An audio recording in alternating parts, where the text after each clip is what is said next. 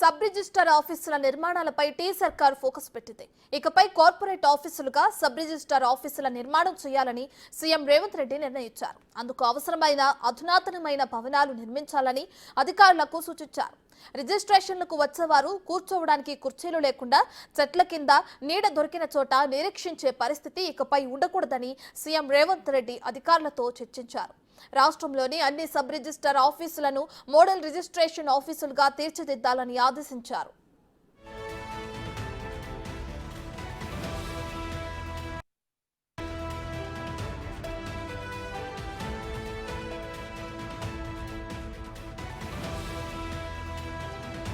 Sub register ఆఫీసులు ఇకపై అత్యంత అధునాతనమైన ఆఫీస్గా మారనున్నాయి. గత ప్రభుత్వం ఆదాయ మార్గాల ఆఫీసులుగా మార్చిన వీటిని రేవంత్ సర్కార్ పూర్తిగా ప్రక్షాళన చేయనుంది.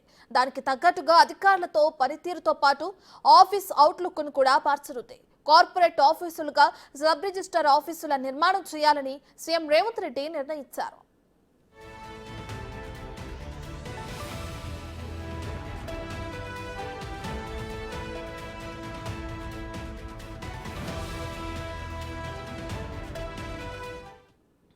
రాష్ట్రంలో మొత్తం 144 సబ్ రిజిస్టర్ ఆఫీసులున్నాయి.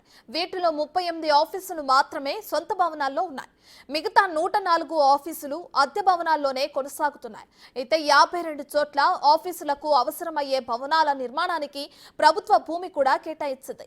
ఆదిలాబాద్ లో బోత్, మేడ్చల్ జిల్లా షామీర్పేట సబ్ రిజిస్టర్ ఆఫీసులు ఎన్నికల కోడ్ తర్వాత ప్రారంభానికి సిద్ధంగా ఉన్నాయి. అయితే మిగతా 52 సబ్ రిజిస్టర్ ఆఫీసులకు సరిపడే స్థలాలను అన్వేషించాలని, పబ్లిక్ యూటిలిటీ కింద సేకరించిన స్థలాలు అందుబాటులో ఉంటే అక్కడే నిర్మాణాలు చేపట్టాలని సూచించారు.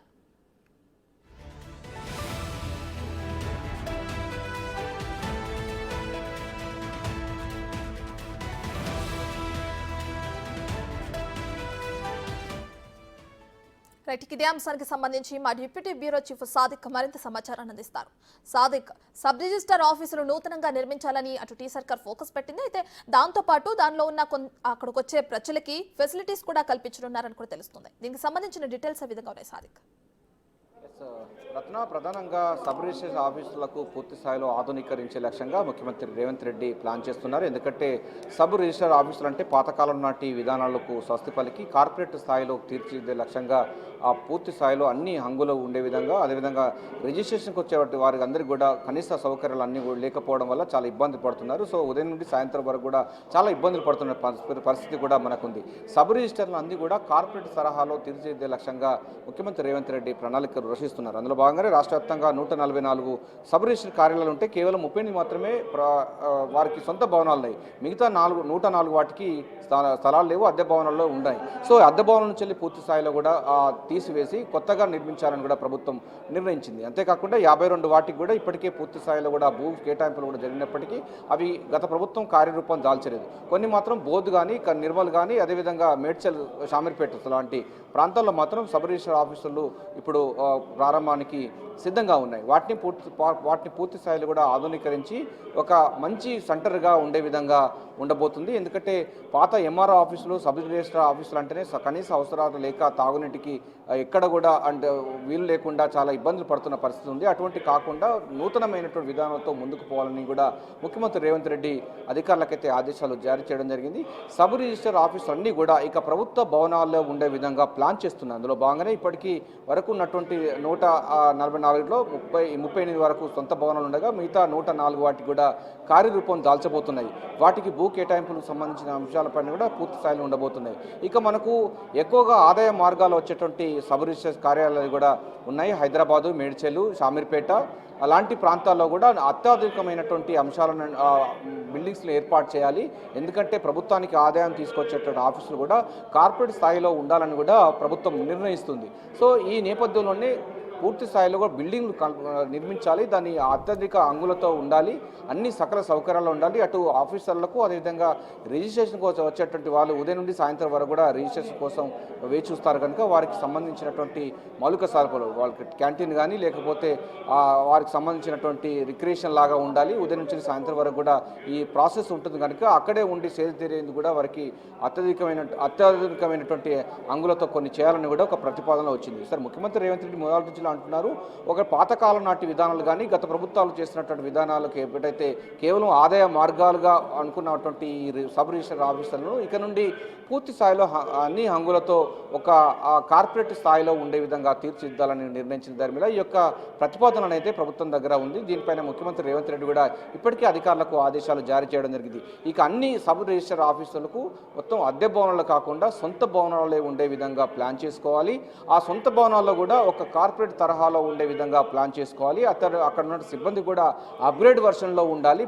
భూములకు సంబంధించిన రిజిస్ట్రేషన్ విధానం కానీ ఈ స్థిరాస్తులకు సంబంధించిన విషయాలు కూడా వస్తుంటారు కనుక ఆ తరహా ఉండాలని కూడా నిర్ణయించడం జరిగింది. సో ఏదైనప్పటికీ ఇప్పుడు కొంత మనకు 52 వాటికి త్వరలో ప్రారంభం కాబోతున్నాయి. మిగతా సంబంధించిన వాటి కూడా భూ సేకరణ చేయాలని కూడా అధికారులకు ఆదేశించిన దరిమిలో ఇక రాష్ట్ర వ్యాప్తంగా ఉన్నటువంటి సబ్ రిజిస్టర్ ఆఫీసులు అన్నీ కూడా కార్పొరేట్ ఆఫీసులుగా మారబోతున్నాయి. దాంతో మహర్దశ రానుంది. ముఖ్యమంత్రి రేవంత్ రెడ్డి మొదటి నుంచి చెప్తా ఉన్నారు. సో పాత సంబంధించినటువంటి పద్ధతులు కాకుండా అత్యాధునిక ఆధునికమైనటువంటి పద్ధతులు ఉపయోగించుకోవాలి.